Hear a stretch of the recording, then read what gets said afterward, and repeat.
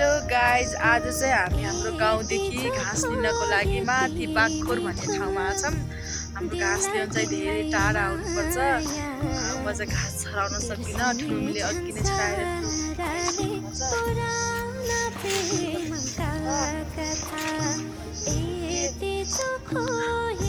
यति ठुलो भारी गर्नु। अब ठुलोमीको भारी पुगिसक्यो, अब मेरो भारी पुगाउन थाल्छौँ।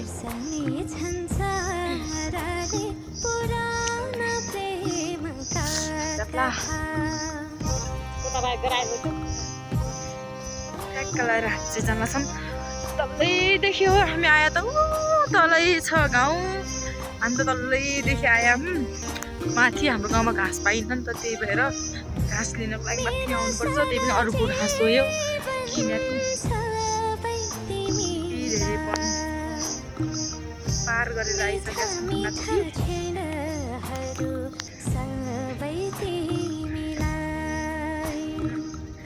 ट्याक्क जाला सबै माथिको जले खर्का भन्ने ठाउँ, के अरे बागखोर भन्ने ठाउँ हो यो चाहिँ।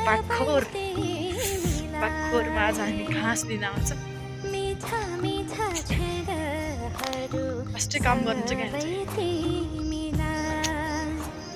काम गर्नुहुन्छ। तल रोड छ। दिदी र म आयौँ, यही रहिया छु बुटो। यो घाँस र यहाँ पनि लग्नु भएको क्या नि।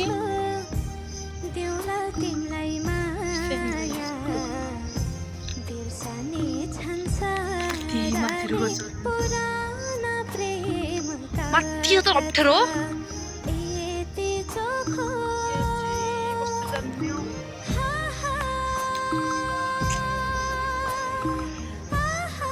मेरो त तागत छैन नि, बुहारी भएर पनि केही काम छैन।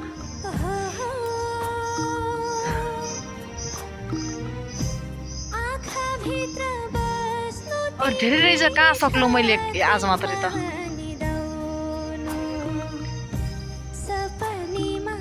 ठुलो बिस्तार जानु है, त्यहाँ हावा लागेको छ।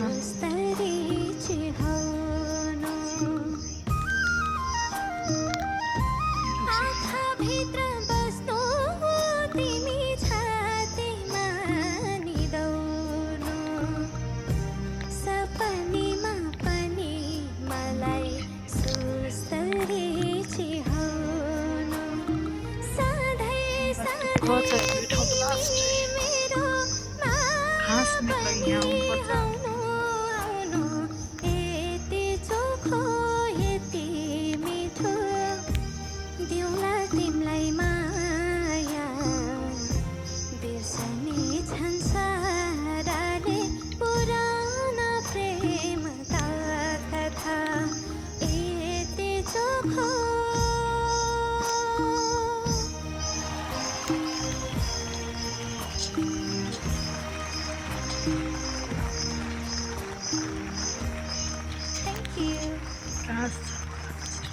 साह्रै मिठो गाउनु भयो।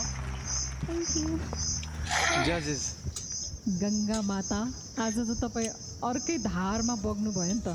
उसले यो गीत यतिको न्याय गरेर गाउँछ होला भन्ने चाहिँ साँच्चीकै मलाई लागेको थिएन, तर I am so happy. Thank you. गङ्गाले चाहिँ आफूलाई यस्तो बनाएको हो यो गीतको लागि। हजुरकै लागि लेखेको हुनुपर्छ कि यो गीत? यो गीत विशेष मेरै लागि लेखेको। घाँस कति ठुलो बिहा गरिसकेको 2 वर्ष बाद लेखेको गीत हो यो। त्यति बेला ममा सीमित भएर लेख्थ्यो। तर त्यो गीत चाहिँ नि सारा संसारको नै भइसकेको छ। एज अ हस्बेन्ड चाहिँ अनेस्टली भन्नुपर्दा फ्रस्ट्रेटिङ हुन्थ्यो, एकदमै प्र्याक्टिकल थिएन। उसको लागि फर्स्ट वाइफ भनेको सङ्गीत। I was always the second. कतिवटा पुला होला नि गाना कम्पोज भएपछि मलाई सुनाउँथ्यो। सक्दिनँ मन परेन के गर्ने कि भन्ने। 4वटा 5वटा त लाग्नु पर्यो। अनि उसले जहिले पनि भन्ने गर्थ्यो, माई सानो 5वटा गराउँछु, मेरो श्रीमती हो। सक्दिनँ त, त्यसैले सक्दिनँ। यो यति चोखो यति मिठो भने चोट लाग्ला भन्ने डर छ, कत्रा दाउरा छ।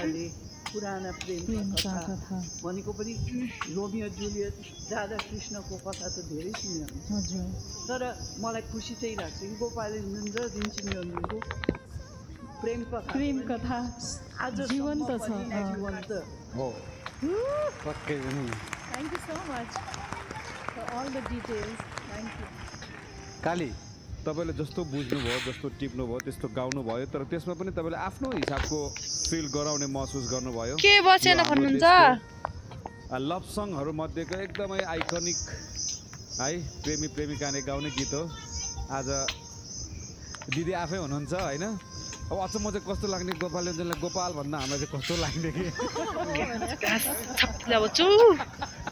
उसको त बिना जु भयो बाँदरले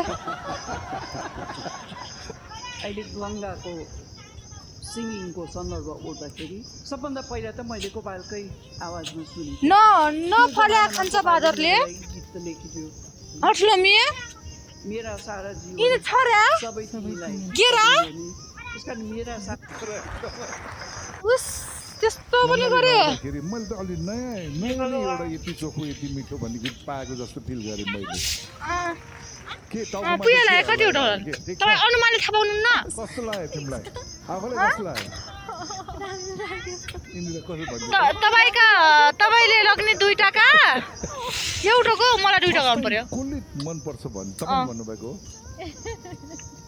कसले पहिला आई लभ यु भन्यो चाहिँ थाहा छैन तर एउटा रमाइलो चाहिँ नि सेयर गरिहाल्छु अब इन्दिराले हजुर प्लिज मकै हामीले पनि मकै गरेर भर्खर आयो घाटको सिलसिलामा एकपल्ट भक्तपुरमा घुम्नु लग्यो र न्याटा पोल म चाहिँ अब घाँस भर्याङ चढेर यो पानी बसेर अनि मलाई अब भइहाल्छ होला न्याटा पोल प्रपोज गर्दाखेरि मलाई के भन्यो भने झर्नु अब सङ्गीतकारहरू त्यस्तो वरिपरि देखाएर के हो त्यहाँ त अब राजाको दरबारको स्क्वायर